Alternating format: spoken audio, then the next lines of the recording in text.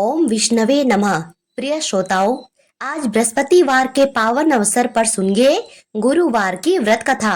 बृहस्पतिवार के दिन भगवान विष्णु और देवताओं के गुरु देव गुरु बृहस्पति की पूजा करने से और उनकी व्रत कथा सुनने से व्यक्ति के जीवन में सुख समृद्धि, ऐश्वर्य, उत्तम जीवन साथी, धन संपत्ति और सम्मान की प्राप्ति होती है। जब मनुष्य की कुंडली में गुरु ग्रह मजबूत होता है तो उस व्यक्ति को धन समृद्धि तथा सुखमय वैवाहिक जीवन का वरदान मिलता है। और वहीं अगर गुरु ग्रह कमजोर हो तो धन समृद्धि की कमी रहती है और विवाह में भी निरंतर बाधा आती रहती है। इसी के साथ विवाह के बाद दाम्पत्य जीवन में क्लेश और तनाव होते हैं।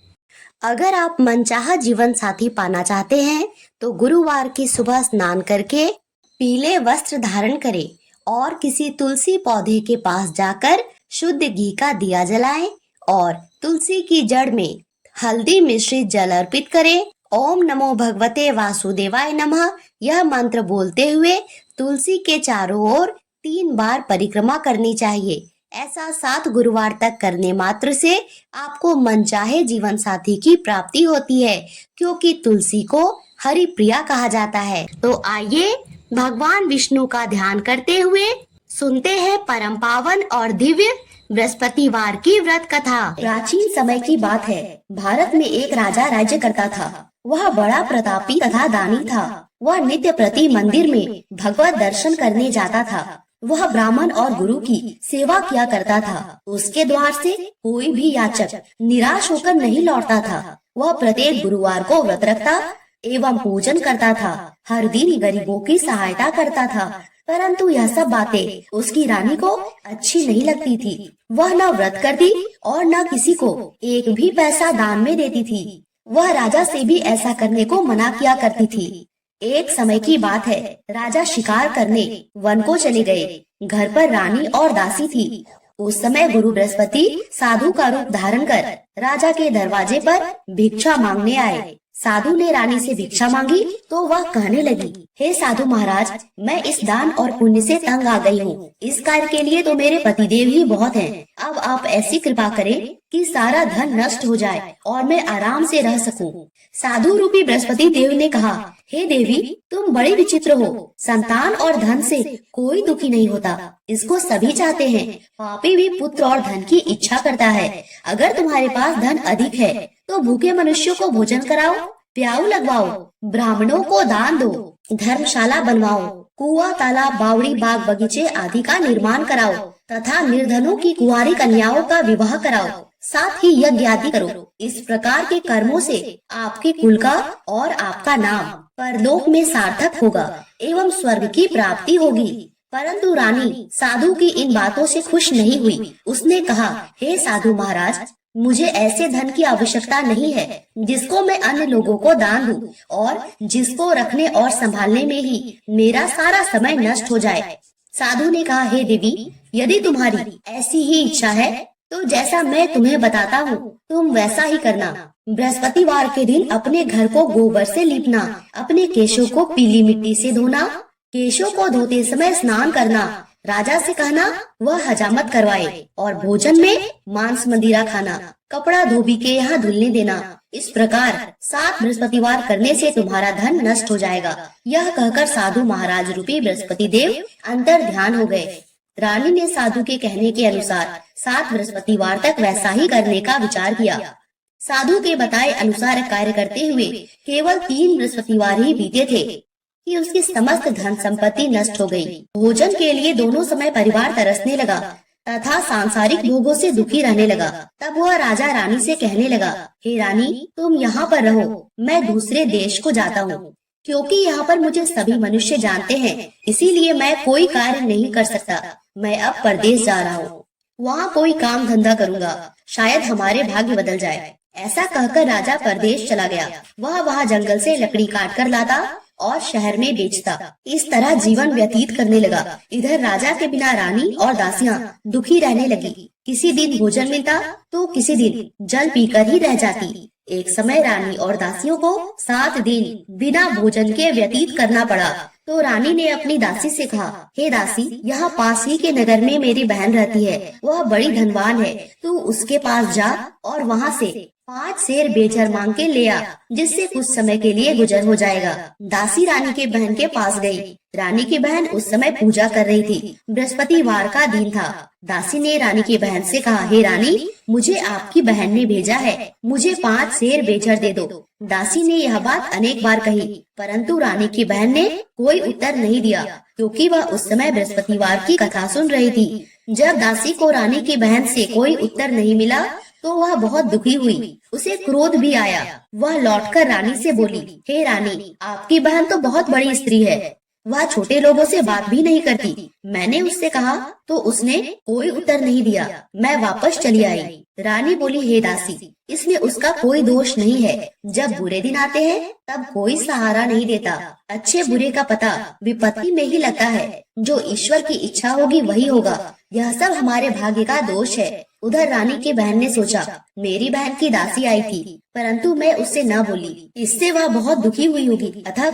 अतः कथा सुन और विष्णु भगवान का पूजन समाप्त कर अपनी बहन के घर आई और कहने लगी, हे बहन, मैं बृहस्पतिवार का व्रत कर रही थी। तुम्हारी दासी हमारे घर गई थी, परंतु जब तक कथा होती है न उठते हैं न बोलते हैं, इसीलिए मैं नहीं बोली। कहो दासी, क्यों गई थी? रानी बोली, बहन, हमारे घर अनाज नहीं था। वैसे तुमसे कोई बात छिपी नहीं है, इस कारण मैंने दासी को तुम्हारे पास 5 सेर बेचर लेने के लिए भेजा था।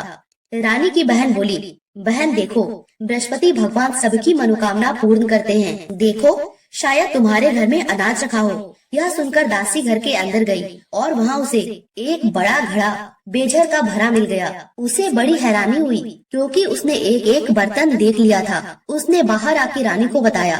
दासी अपनी रानी से कहने लगी, हे रानी देखो, वैसे हमको जब अन्न नहीं मिलता तो हम रोज ही व्रत करते हैं। अगर इनसे व्रत की विधि और कथा पूछ ली जाए तो उसे हम भी किया करेंगे। दासी के कहने पर रानी ने अपनी बहन से बृहस्पतिवार व्रत के बारे में पूछा। उसकी बहन ने बताया, हे रानी बहन, बृहस्पतिवार को सूर्योदय से पूर्व उठकर स्नान करके बृहस्पतिवार का व्रत करना चाहिए, लेकिन उस दिन सिर नहीं धोना चाहिए। बृहस्पतिवार के व्रत में चने की दाल और मुनक्का से विष्णु भगवान का केले की वृक्ष की जड़ में पूजन करे तथा दीपक जलावे। उस दिन एक ही समय भोजन करे। भोजन पीले खाद्य पदार्थ का करे तथा कथा सुने। इस प्रकार करने से गुरु भगवान प्रसन्न होते हैं, अन्न पुत्र धन देते हैं, मनोकामना पूर्ण करते हैं। व्रत और पूजन की विधि बता के रानी की बहन अपने घर लौट आई। रानी और दासी दोनों ने निश्चय किया कि बृहस्पति देव भगवान का पूजन जरूर करेंगे। 7 दिन बाद जब बृहस्पतिवार आया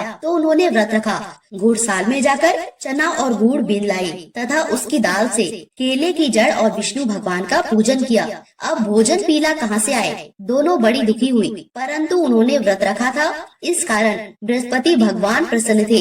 एक साधारण व्यक्ति के रूप में 2 थालों में सुंदर पीला भोजन लेकर आए और दासी को देकर बोले, हे दासी, यह भोजन तुम्हारे और रानी के लिए है, तुम दोनों भोजन करना। दासी भोजन पाके बड़ी प्रसन्न हुई और रानी से बोली, रानी जी, भोजन कर लो। रानी को भोजन आने के बारे में कुछ पता नहीं था, इसीलिए वह दासी से बोली, जा तू ही भोजन कर, क्योंकि तू हमारे व्यर्थ में हंसी उड़ाती है। दासी बोली, एक व्यक्ति भोजन दे गया है। रानी कहने लगी, वह भोजन तेरे ही लिए दे गया है, जा तू ही भोजन कर। दासी ने कहा, वह व्यक्ति हम दोनों के लिए 2 थालों में भोजन दे गया है, इसीलिए मैं और आप दोनों ही साथ साथ भोजन करेंगी। दोनों ने गुरु भगवान को नमस्कार कर भोजन आरंभ किया।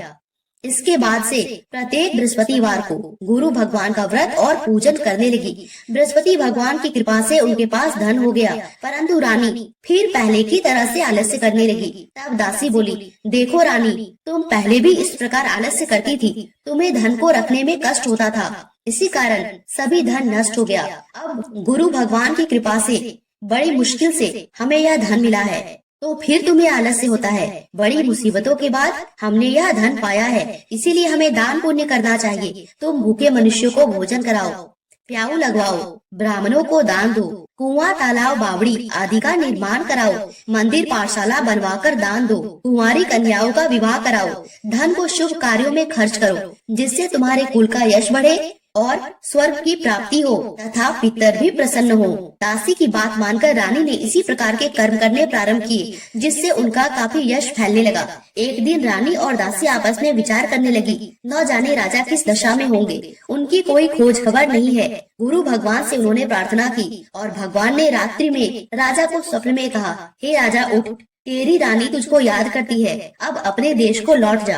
राजा प्रातः काल उठकर जंगल से लकड़ियां काटकर लाने के लिए जंगल की ओर चल पड़ा। जंगल से गुजरते हुए वह सोचने लगा, रानी की गलती से उसे कितने दुख भोगने पड़े। राजपाट छोड़कर उसे जंगल में आकर रहना पड़ा। जंगल से लकड़ियां काटकर उन्हें बेचकर गुजारा करना पड़ा।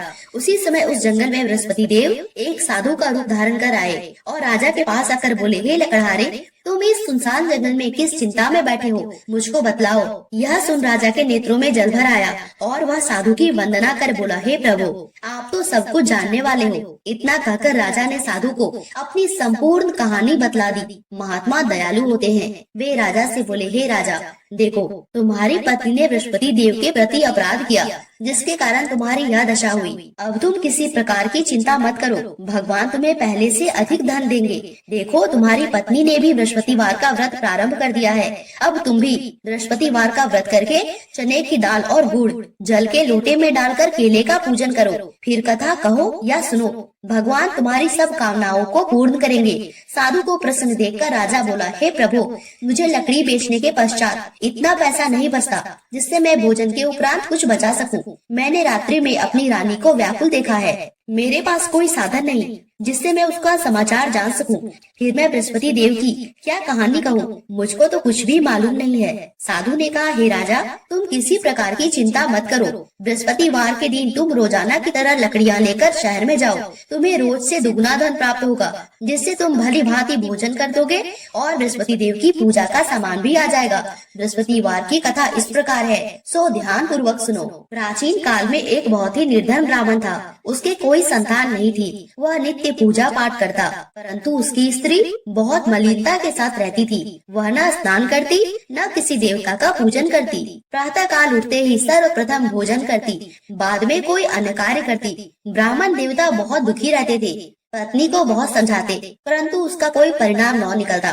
भगवान की कृपा से ब्राह्मण की स्त्री के कन्या उत्पन्न हुई। वह कन्या अपने पिता के घर में बड़ी होने लगी। वह बालिका प्रातः स्नान करके भगवान विष्णु का जप करती। वह बचपन से ही बृहस्पतिवार का व्रत भी करने लगी। पूजा पाठ समाप्त कर स्कूल जाती तो अपनी मुट्ठी में जौ भर के ले जाती और पाठशाला जाने के मार्ग में डालती जाती। वही जौ स्वर्ग के हो जाते तो लौटते समय उनको बीनकर घर ले आती। एक दिन वह बालिका सूप में उन सोने के जौ को फटककर साफ कर रही थी। तभी उसकी माँ ने देखा और कहा, हे बेटी, सोने के जौ को फटकने के लिए सोने का सूप होना चाहिए। दूसरे दिन गुरुवार था। इस कन्या ने व्रत रखा और बृहस्पति देव से कहा, हे प्रभु, यदि मैंने सच्चे मन से आपकी पूजा की हो तो मुझे सोने का सूप दे दो।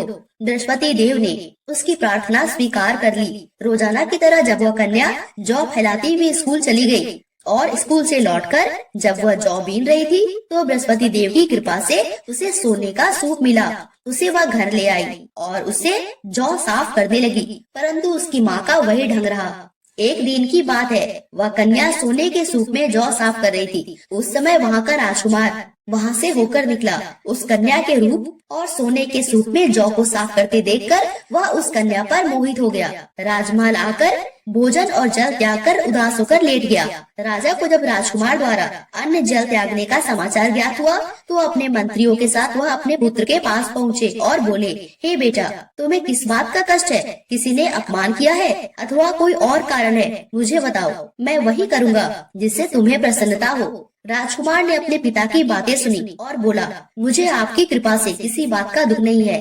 किसी ने मेरा अपमान नहीं किया, परंतु मैं उस लड़की के साथ विवाह करना चाहता हूँ जो सोने के सूप में जौ साफ कर रही थी। यह सुन राजा आश्चर्य में पड़ गया और बोला, हे बेटा, इस प्रकार की कन्या का पता तुम ही लगाओ, मैं उसके साथ तुम्हारा विवाह अवश्य करवा दूंगा। राजकुमार ने राजा को उस लड़की के घर का पता बताया। मंत्री उस लड़की के घर गया और राजा का आदेश ब्राह्मण को सुनाया। कुछ ही दिन बाद ब्राह्मण की कन्या का विवाह राजकुमार के साथ संपन्न हो गया। कन्या के घर से जाते ही उस ब्राह्मण देवता के घर में पहले की भांति गरीबी का निवास हो गया। अब भोजन के लिए अन्न भी बड़ी मुश्किल से मिलता था। एक दिन दुखी होकर ब्राह्मण अपनी पुत्री से मिलने गया। बेटी ने पिता की दुख की अवस्था को देखा और अपनी माँ का समाचार पूछा। ब्राह्मण ने सभी हाल कहा। कन्या ने बहुत सा धन देकर अपने पिता को विदा कर दिया। इस तरह ब्राह्मण का कुछ समय सुखपूर्वक व्यतीत हुआ, लेकिन कुछ दिन बाद फिर वही हाल हो गया। ब्राह्मण फिर अपनी कन्या के यहाँ गया और सभी हाल कहा तो पुत्री बोली, हे पिताजी, आप माताजी को यहाँ ले लाओ, मैं उन्हें वह विधि बता दूंगी जिससे गरीबी दूर हो जाए। ब्राह्मण देवता अपनी स्त्री को साथ लेकर अपनी पुत्री के पास राजमहल पहुँचे तो पुत्री अपनी माँ को समझाने लगी, हे माँ, तुम प्रातः काल उठते ही सर्वप्रथम स्नान आदि करके विष्णु भगवान का पूजन करो तो सब दरिद्रता दूर हो जाएगी। परंतु उसकी माँ ने उसकी एक बात नहीं मानी। वह प्रातः काल उठकर अपनी पुत्री का बछा जूठन खा लेती थी। एक दिन उसकी पुत्री को बहुत गुस्सा आया। उसने एक रात एक कोठरी से सारा सामान निकाल दिया और अपनी माँ को उसमें बंद कर दिया। प्रातः काल उसमें से निकाला और स्नान आदि करा के पूजा पाठ करवाया तो उसकी माँ की बुद्धि ठीक हो गई। उसके बाद वह नियम से पूजा पाठ करने लगी और बृहस्पतिवार का व्रत भी रखने लगी। इस व्रत के प्रभाव से उसकी माँ बहुत धनवान हो गई और बृहस्पति देवता के प्रभाव से स्वर्ग को प्राप्त हुई। वह ब्राह्मण भी सुखपूर्वक इस लोक का सुख भोग कर स्वर्ग को प्राप्त हुआ। इस तरह कहानी कहकर साधु देवता वहाँ से लोप हो गए। धीरे धीरे समय व्यतीत होने पर फिर बृहस्पतिवार का दिन आया। राजा जंगल से लकड़ी काटकर किसी शहर में बेचने गया। उसे उस दिन और दिनों से अधिक धन मिला। राजा ने चना गुड़ आदि लाके बृहस्पतिवार का व्रत किया। उस दिन से उसके सभी क्लेश दूर हो गए।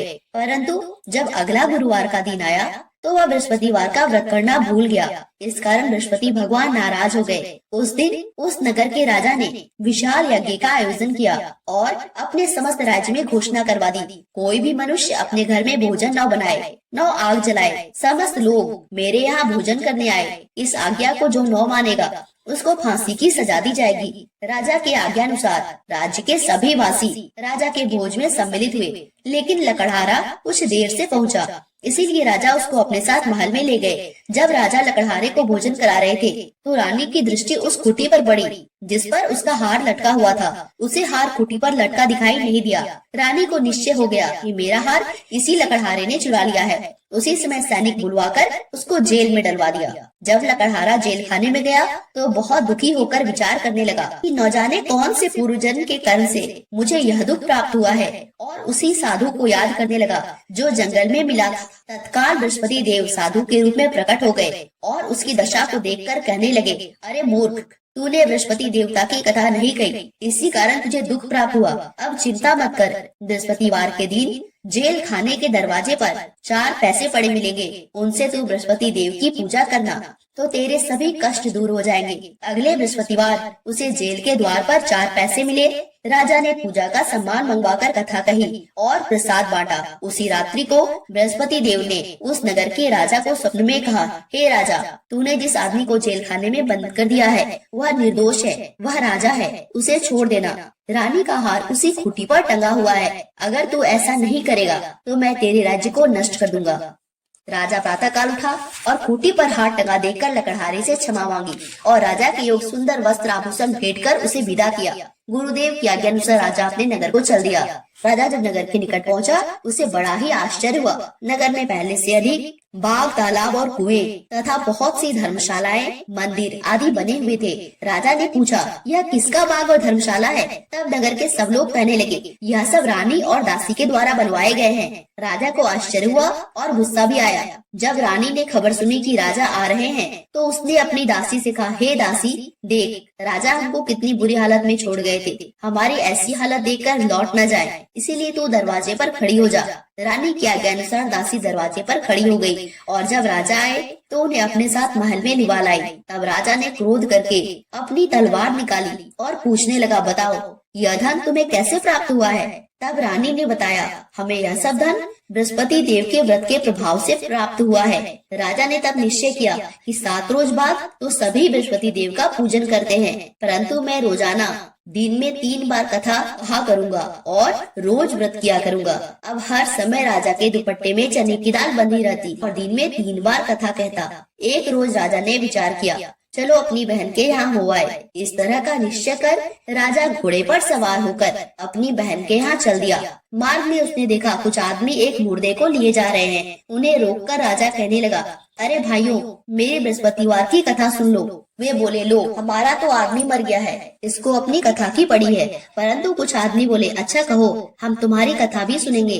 राजा ने दाल निकाली और कथा कहनी शुरू की। जब कथा आधी हुई तो मुर्दा हिलने लगा और जब कथा समाप्त हुई तो राम राम करके वह मुर्दा खड़ा हो गया। राजा आगे बढ़ा। उसे चलते चलते शाम हो गई। आगे मार्ग में उसे एक किसान खेत में हल चलाता मिला। राजा उससे बोला, अरे भैया, तू मेरी बृहस्पतिवार की कथा सुन लो। किसान बोला, जब तक मैं तेरी कथा सुनूंगा 4 हरिया जोत लूंगा। जा अपनी कथा किसी और को सुनाना। राजा आगे चलने लगा। राजा के हटते ही बैल पछाड़ खाकर गिर गए और किसान के पेट में बहुत जोर से दर्द होने लगा। उसी समय किसान की माँ रोटी लेकर आई। उसने जब यह देखा तो अपने पुत्र से सब हाल पूछा। बेटे ने सभी हाल बता दिया। बुढ़िया दौड़ी दौड़ी उस घुड़सवार के पास गई और उससे बोली, मैं भी तेरी कथा सुनूंगी, तू अपनी कथा मेरे खेत पर ही चलकर कहना। राजा ने लौटकर बुढ़िया के खेत पर जाकर कथा कही, जिसको सुनते ही बैल खड़े हो गए और किसान के पेट का दर्द भी बंद हो गया। राजा अपनी बहन के घर पहुंच गया। बहन ने भाई की खूब मेहमानी की। दूसरे रोज प्रातः काल राजा जगा तो वह देखने लगा कि सब लोग भोजन कर रहे हैं। राजा ने अपनी बहन से जब पूछा, ऐसा कोई मनुष्य है जिसने भोजन नहीं किया है, जो मेरी बृहस्पतिवार की कथा सुन ले। बहन बोली, हे भैया, यह देश ऐसा ही है। पहले यहाँ के लोग भोजन करते हैं, बाद में अन्य कार्य करते हैं। अगर कोई पड़ोस में हो तो मैं देख आती हूँ। ऐसा कहकर बहन देखने चली, परंतु उसे कोई भी ऐसा व्यक्ति नहीं मिला जिसने भोजन नहीं किया हो। अंत में वह एक कुम्हार के घर गई, जिसका लड़का बीमार था। उसे मालूम हुआ कि उसके यहाँ 3 दिन से किसी ने भोजन नहीं किया है। रानी ने अपने भाई की कथा सुनने के लिए कुम्हार से कहा। वह तैयार हो गया। राजा ने जाके बृहस्पतिवार की कथा कही, जिसको सुनकर उसका लड़का ठीक हो गया। अब तो राजा की प्रशंसा होने लगी। एक दिन राजा ने अपनी बहन से कहा, हे बहन, मैं अपने घर जाऊंगा, तुम भी तैयार हो जाओ। राजा की बहन ने अपनी सास से अपने भाई के साथ जाने की आज्ञा मांगी। सास बोली, चली जा, परंतु अपने लड़कों को मत ले जाना, क्योंकि तेरे भाई को कोई संतान नहीं होती है। बहन ने अपने भाई से कहा, हे भैया, मैं तो चलूंगी, परंतु कोई बालक नहीं जाएगा। राजा ने कहा, जब कोई बालक नहीं चलेगा तब तुम जाकर ही क्या करोगी। दुखी मन से राजा अपने नगर को लौट आया। राजा ने अपनी रानी से कहा, हम निसंतान हैं, इसीलिए कोई हमारे घर आना पसंद नहीं करता। इतना कह वह बिना भोजन आदि के शैया पर लेट गए। रानी बोली, हे प्रभु, बृहस्पति देव ने हमें सब कुछ दिया है, वे हमें संतान भी अवश्य देंगे। उसी रात बृहस्पति देव ने राजा को स्वप्न में कहा, हे राजा, उठ, सभी सोच त्याग दे, तेरी रानी गर्भवती है। राजा को यह जानकर बड़ी खुशी हुई। 9वें महीने रानी के गर्भ से एक सुंदर पुत्र पैदा हुआ। जब राजा की बहन ने यह शुभ समाचार सुना तो वह बहुत खुश हुई और बधाई लेकर अपने भाई के यहाँ आई। तभी रानी ने कहा, घोड़ा चढ़कर नहीं आई, गधा चढ़ी आई। राजा की बहन बोली, भाभी, मैं इस प्रकार न कहती तो तुम्हें औलाद कैसे मिलती।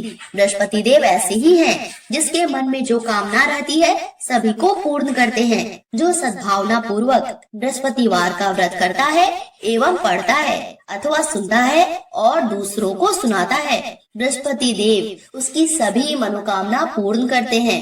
बृहस्पति देव उसकी सदैव रक्षा करते हैं। जो संसार में सद्भावना और सच्चे हृदय से बृहस्पति देव का पूजन करते हैं, उनकी सभी मनोकामनाएं उसी प्रकार पूर्ण होती है जैसे रानी और राजा ने बृहस्पति देव की कथा का गुणगान किया तो उनकी सभी इच्छाएं बृहस्पति देव ने पूर्ण की।